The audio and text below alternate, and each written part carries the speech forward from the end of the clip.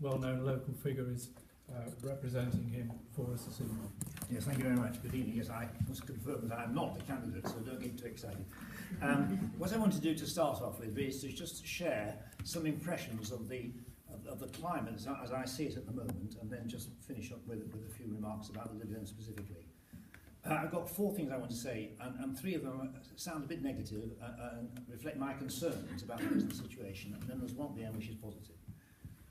I'm very concerned about disillusionment and alienation between people and politicians. Now, the fact that you are here proves that that's not universal, but a lot of people are fed up with politicians, and I think that's dangerous, because politics is about our life, about our society and our state. Polis means the state.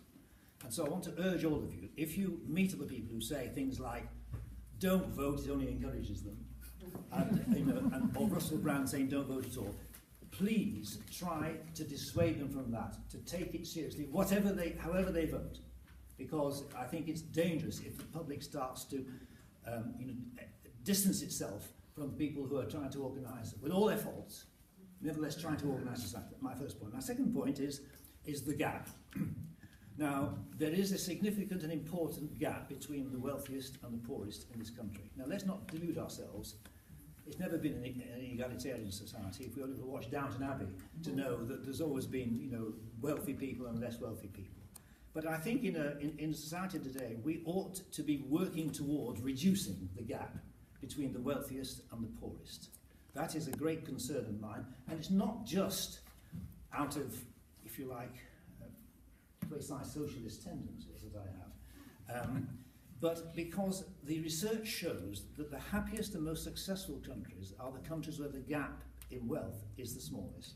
Yeah. And I would strongly recommend to you the book called The Spirit Level by Wilkinson and Pickett, which demonstrates very clearly that the countries with the least crime and the best longevity and so on are the countries with the smallest gap. So we've got to work on reducing the gap.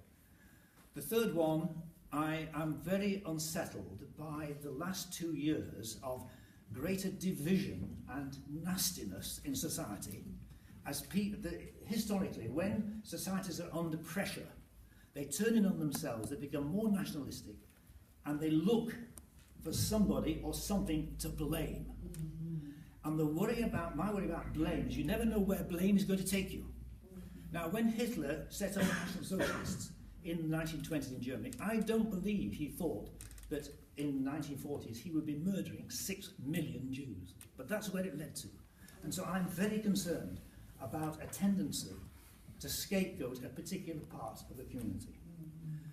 Now, my last point is about the word coalition. Now, I know there have been mixed opinions about it, but I think actually coalition is not a bad thing. Being in coalition does require you to talk to other people, to agree, to disagree, and to try to find common ground.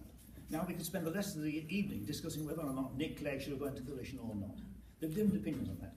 But I think that he did what had to be done, and I've stopped apologising for him. I've stopped being embarrassed about it, because I think it had to happen. And I think what we've now all got to come to terms with is that probably this country is moving from a phase of two-party politics into a phase of multi-party politics.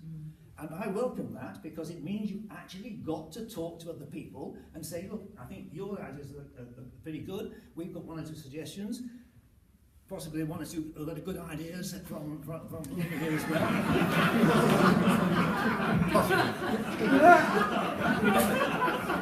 You never know. But let's work together. Let's talk it through.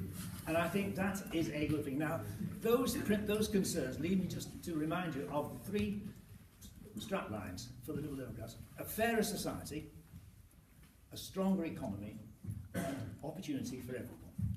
Those are the principles on which our manifesto is based. It will be published, I'm reliably informed, next Tuesday. I've seen it, obviously, it's pre-manifesto format. And I think those are, as principles, what we should be working towards. A fairer society, close the gap. We've got to have a strong economy, otherwise it all falls apart. But above all, opportunity for everyone. Thank you.